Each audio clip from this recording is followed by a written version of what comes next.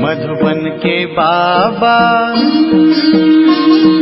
मधुबन के बाबा मुरली वाले, आपका क्या कहना, आपका क्या कहना।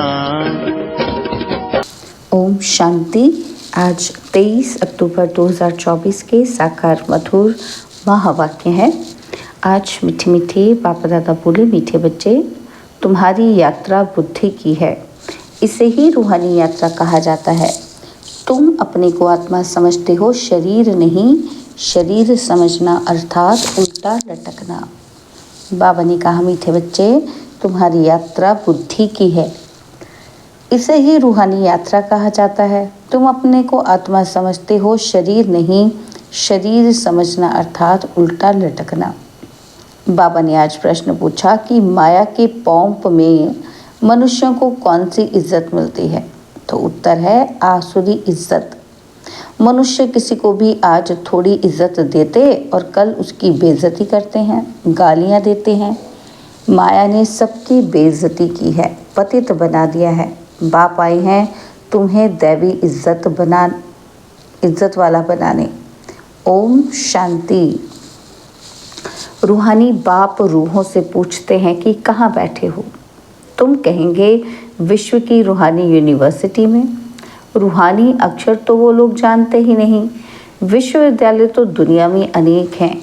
यह है सारे विश्व में एक ही रूहानी विद्यालय, एक ही पढ़ाने वाला है। क्या पढ़ाते हैं? रूहानी नॉलेज। तो यह है स्पिरिचुअल विद्यालय अर्थात रूहानी पाठशाला। स्पिरिचुअल अर्थात रूहानी नॉलेज पढ़ाने वाला कौन है? यह भी तुम बच्चे ही अभी जानते हो। रूहानी बाप ही रूहानी नॉलेज पढ़ाते हैं, इसलिए उनको टीचर भी कहते हैं। स्पिरिचुअल फादर पढ़ाते हैं। तो अच्छा, फिर क्या हुआ? क्या होगा पढ़कर? तुम बच्चे जानते हो कि इस रूहानी नॉलेज से हम अपना आदि सनातन देवी देवता धर्म स्थापन करते हैं। एक धर्म की स्थापना, बाकी जो इतने सब धर्म हैं उनका विनाश हो जाएगा। इस स्पिरिचुअल नॉलेज का सब धर्मों से क्या ताल्लुक है, यह भी तुम अब जानते हो।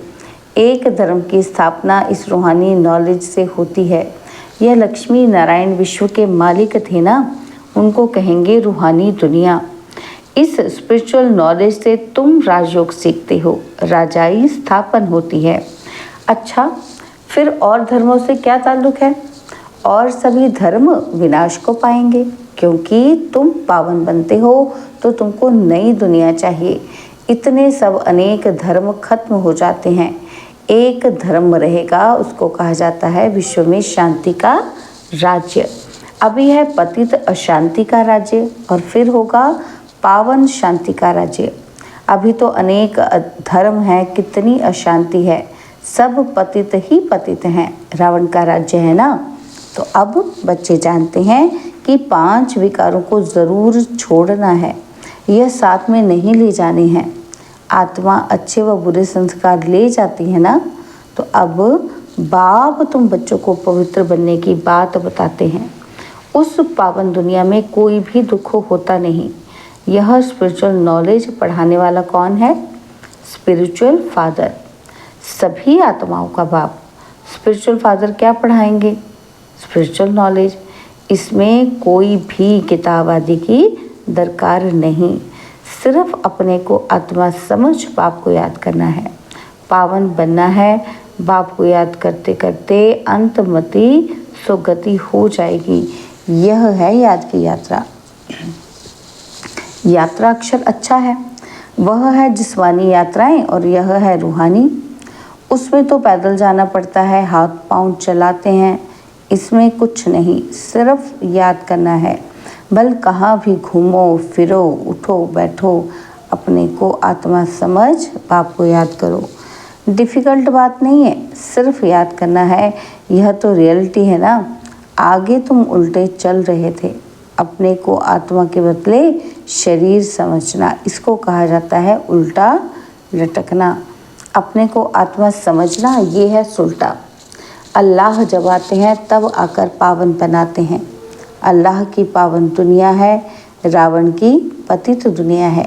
देह अभिमान में सभी उल्टे हो गए हैं। अब एक ही बार देही अभिमानी बनना है। तो तुम अल्लाह के बच्चे हो, अल्लाह हो नहीं कहेंगे।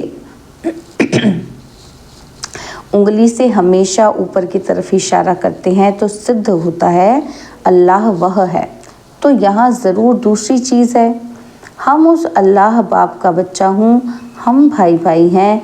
अल्लाह हूँ कहने से फिर उल्टा हो जाएगा कि हम सब बाप हैं, परंतु नहीं, बाप एक है, उनको याद करना है। अल्लाह एवर प्योर है। अल्लाह खुद बैठ पढ़ाते हैं। थोड़ी सी बात में मनुष्य कितना मूंझते हैं। शिव जयंती को भी मनाते हैं ना। तो श्री कृष्ण है स्वर्ग का पहला राजकुमार। यह बेहद का बाप इनको राज्य भाग्य देते हैं। बाप जो नई दुनिया स्वर्ग स्थापन करते हैं उसमें श्री कृष्ण नंबर 1 प्रिंस है। बाप बच्चों को पावन बनने की युक्ति बैठ बताते हैं। बच्चे जानते हैं कि स्वर्ग जिसको बैकुंठ विष्णुपुरी कहते हैं वह पास्ट हो गया है, फिर फ्यूचर होगा। चक्र फिरता रहता है ना। तो यह ज्ञान अभी तुम बच्चों को मिलता है। यह धारण कर और फिर कराना है। हर एक को टीचर बनना है।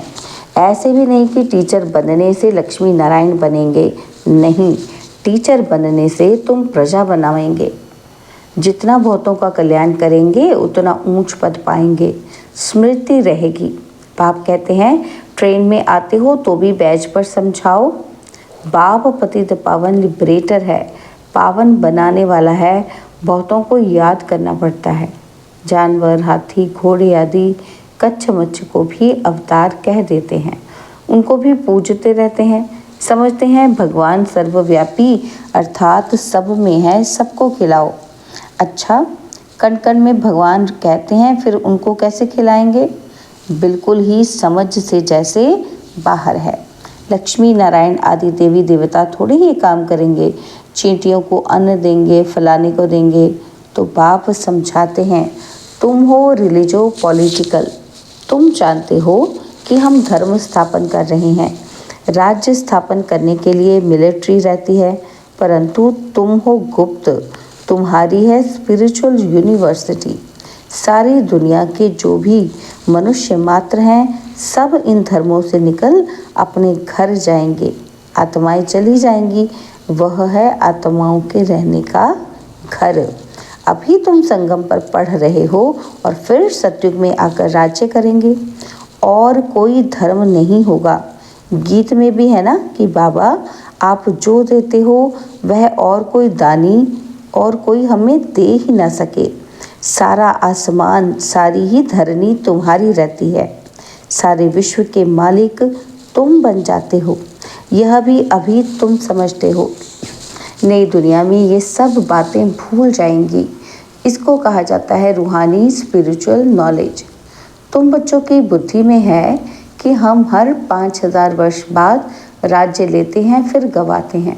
यह 84 का चक्र फिरता ही रहता है। तो पढ़ाई पढ़नी पड़े ना। तो पढ़ाई पढ़नी पड़े तब ही जा सकेंगे, है ना।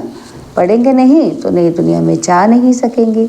वहाँ का तो लिमिटेड नंबर है। नंबरवार पुरुषार्थ अनुसार वहाँ जाकर पद पाएंगे। इतने सब तो पढ़ेंगे नहीं। अगर सभी पढ़ें तो फिर दूसरे जन्म में राज्य भी पावें। पढ़ने वालों की लिमिट है। सतयुग त्रेता में आने वाले ही पढ़ेंगे। तुम्हारी प्रजा बहुत बनती रहती है। देरी से आने वाले पाप तो भस्म कर ही ना सके। पाप आत्माएं होंगी तो फिर सजाएं खाकर बहुत थोड़ा पद पालेंगी। बेइज्जती होगी। जो अभी माया की बहुत इज्जत वाले हैं वह बेइज्जत बन जाएंगे। यह है ईश्वरीय इज्जत और वह है आसुरी इज्जत। ईश्वरीय अथवा दैवी इज्जत और आसुरी इज्जत में रात दिन का फर्क है। हम आसुरी इज्जत वाले थे, अब फिर दैवी इज्जत वाले बनते हैं। आसुरी इज्जत से बिल्कुल बैगर बन जाते हो। यह है कांटों की दुनिया। तो बेइज्जती हुई ना, और फिर कितनी इज्जत वाले बनते हो। यथा राजा रानी तथा प्रजा। बेहद का पाप तुम्हारी इज्जत बहुत ऊंच बनाते हैं। तो इतना पुरुषार्थ भी करना है। सब कहते हैं हम अपनी इज्जत ऐसे बनावें, अर्थात नर से नारायण, नारी से लक्ष्मी बन जावें। इनसे ऊंच इज्जत कोई की नहीं है। कथा भी नर से नारायण बनने की ही सुनते हैं। अमर कथा, तीजरी की कथा, ये एक ही है। ये कथा अभी ही तुम सुनते हो। तुम बच्चे विश्व के मालिक थे, फिर 84 जन्म लेते हुए नीचे उतरते आए हो। फिर पहला नंबर का जन्म होगा। पहले नंबर जन्म में तुम बहुत ऊंच पद पाते हो। राम इज्जत वाला बनाते हैं और रावण बेइज्जतवान बना देते हैं। इस नॉलेज से ही तुम मुक्ति, जीवन मुक्ति को पाते हो। आधा कल्प रावण का नाम नहीं रहता। यह बातें अभी तुम बच्चों की बुद्धि में आती हैं, सो भी नंबरवार। कल्प कल्प ऐसे ही तुम नंबरवार पुरुषार्थ अनुसार समझदार बनते हो। माया गफलत कराती है। बेहद के बाप को याद करना ही भूल जाते हैं।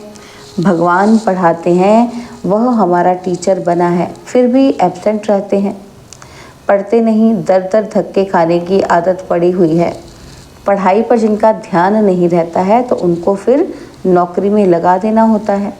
धोबी आदि का काम करते हैं, उसमें पढ़ाई की क्या दरकार है। व्यापार में मनुष्य मल्टी मिलियनर बन जाते हैं और नौकरी में इतना नहीं बनेंगे, उसमें तो फिक्स पगार मिलेगी। अब तुम्हारी पढ़ाई है विश्व की बादशाही के लिए। यहाँ कहते हैं ना कि हम भारतवासी हैं और पीछे तुमको कहेंगे विश्व के मालिक। वहाँ देवी देवता धर्म के सिवाय दूसरा कोई धर्म होता नहीं। बाप तुमको विश्व का मालिक बनाते हैं तो उनकी मत पर चलना चाहिए। कोई भी विकार का भूत नहीं होना चाहिए। ये भूत बहुत खराब है। कामी की हेल्थ बिगड़ती रहती है, ताकत कम हो जाती है। इस काम विकार ने तुम्हारी ताकत बिल्कुल खत्म कर दी है और नतीजा ये हुआ है कि आयु कम होती गई है। भोगी बन पड़े हो। कामी, भोगी, रोगी सब बन जाते हैं और वहाँ विकार होता ही नहीं। तो योगी होते हैं, सदैव तंदुरुस्त और आयु भी 150 वर्ष होती है। वहाँ काल खाता नहीं। इस पर एक कथा भी बताते हैं। कोई से पूछा गया कि पहले सुख चाहिए या दुख चाहिए, तो उनको कोई ने इशारा दिया कि बोलो पहले सुख चाहिए, क्योंकि सुख में चले जाएंगे तो वहाँ कोई काल आएगा ही नहीं, अंदर घुस ही ना सके। तो एक कथा बना दी है। बाप समझाते हैं तुम सुखधाम में रहते हो तो वहाँ कोई काल होता ही नहीं, रावण राज्य ही नहीं। और फिर जब विकारी बनते हैं तो काल आता है। कथाएं कितनी बना दी है, काल ले गया, फिर ये हुआ। ना काल देखने में आता है, ना आत्मा दिखाई पड़ती है। इनको कहा जाता है दंत कथाएं। कन रस की बहुत कहानियां हैं। अब बाप समझाते हैं वहाँ अकाल मृत्यु कभी होता ही नहीं। आयु बड़ी होती है और पवित्र रहते हैं। 16 कला, फिर कला कम होते होते एकदम 9 कला रह जाते हैं। मैं निर्गुणहारे में कोई गुण नहीं, एक निर्गुण संस्था भी बच्चों की है। कहते हैं कि हमारे में कोई गुण नहीं, हमको गुणवान बनाओ, सर्वगुण संपन्न बनाओ। अब बाप कहते हैं पवित्र बनना है, मरना भी है सबको। इतने ढेर मनुष्य सत्युग में नहीं होते, अभी तो कितने ढेर हैं। वहाँ बच्चा भी योग बल से होता है, यहाँ तो देखो कितने बच्चे पैदा करते रहते हैं। बाप फिर भी कहते हैं कि बाप को याद करो, वह बाप ही पढ़ाते हैं। टीचर पढ़ाने वाला याद पड़ता है। तुम जानते हो शिव बाबा हमको पढ़ा रहे हैं, क्या पढ़ाते हैं वह भी तुमको मालूम है। तो बाप अथवा टीचर से योग लगाना है। नॉलेज बहुत ऊंची है। अभी तुम सबकी स्टूडेंट लाइफ है। ऐसी यूनिवर्सिटी कभी देखी? यहाँ बच्चे, बूढ़े, जवान सब इकट्ठे पढ़ते हो। एक ही स्कूल, एक ही पढ़ाने वाला टीचर हो और जिसमें ब्रह्मा स्वयं भी पढ़ता हो। वंडर है ना। शिव बाबा तुमको पढ़ाते हैं, यह ब्रह्मा भी सुनते हैं। बच्चा चाहे बूढ़ा कोई भी पढ़ सकता है। तुम भी पढ़ते हो ना ये नॉलेज। अब पढ़ना शुरू कर दिया है। दिन प्रतिदिन टाइम कम होता चला जाता है। अभी तुम बेहद में चले गए हो। जानते हो यह 5000 वर्ष का चक्र कैसे पास हुआ। पहले एक धर्म था, अभी कितने ढेर धर्म है। अभी सॉवरेंटी नहीं कहेंगे, इनको कहा जाता है प्रजा का प्रजा पर राज्य। पहले पहले बहुत पावरफुल धर्म था, सारे विश्व के मालिक थे। अभी अधर्मी बन पड़े हैं, कोई धर्म नहीं है, सब में 5 विकार हैं। बेहद का बाप कहते हैं बच्चों अब धीरे धरो, बाकी थोड़ा समय तुम इस रावण राज्य में हो, अच्छी रीति पढ़ेंगे तो फिर सुखधाम में चले जाएंगे। यह है दुख धाम। तुम अपने शांति धाम और सुखधाम को याद करो, इस दुख धाम को भूलते जाओ। आत्माओं का बाप डायरेक्शन देते हैं, हे रूहानी बच्चों। रूहानी बच्चों ने इन ऑर्गन्स द्वारा सुना, तुम आत्माएं जब सत्युग में सतो प्रधान थी तो तुम्हारा शरीर भी फर्स्ट क्लास सतो प्रधान था। तुम बड़े धनवान थे और फिर पुनर्जन्म लेते लेते क्या बन गए हो। रात दिन का फर्क है, दिन में हम स्वर्ग में थे और रात में हम नरक में हैं। इनको कहा जाता है ब्रह्मा का सो ब्राह्मणों का दिन और रात। 63 जन्म धक्के खाते रहते हैं, अंधियारी रात है ना, भटकते रहते हैं। भगवान कोई को मिलता ही नहीं, इसको कहा जाता है भूल भुलैया का खेल। तो बाप तुम बच्चों को सारी सृष्टि के आदि मध्य अंत का समाचार सुनाते हैं। अच्छा, मीठे मीठे सिकिलते बच्चों प्रति बाप दादा का याद प्यार और गुड मॉर्निंग। रूहानी बाप की रूहानी बच्चों को नमस्ते। हम रूहानी बच्चों की रूहानी बाप दादाजी को दिलवा चांद सिकवा प्रेम से नमस्ते। ओम शांति। प्यारे बाबा, मीठे बाबा, मेरे बाबा, शुक्रिया बाबा, शुक्रिया बाबा, शुक्रिया। धारणा के लिए मुख्य सार है, पहला पॉइंट है दर दर धक्के खाने की आदत छोड़ भगवान की पढ़ाई ध्यान से पढ़नी है, कभी एब्सेंट नहीं होना है। बाप समान टीचर भी ज़रूर बनना है, पढ़कर फिर पढ़ाना है। और सेकंड पॉइंट है सत्यनारायण की सच्ची कथा सुन नर से नारायण बनना है। ऐसा इज्जतवान स्वयं को स्वयं ही बनाना है, कभी भूतों के वशीभूत हो इज्जत गंवानी नहीं है। बाबा ने आज वरदान दिया, संबंध और प्राप्तियों की स्मृति द्वारा सदा खुशी में रहने वाले सहज योगी भव। संबंध और प्राप्तियों की स्मृति द्वारा सदा खुशी में रहने वाले सहयोगी भव। सहज योग का आधार है संबंध और प्राप्ति। संबंध के आधार पर प्यार पैदा होता है और जहाँ प्राप्तियाँ होती हैं वहाँ मन बुद्धि सहज ही जाता है। तो संबंध में मेरेपन के अधिकार से याद करो, दिल से कहो मेरा बाबा, और बाप द्वारा जो शक्तियों का, ज्ञान का, गुणों का, सुख शांति का, आनंद प्रेम का खजाना मिला है उसे स्मृति में इमर्ज करो। इससे अपार खुशी रहेगी और सहज योगी भी बन जाएंगे।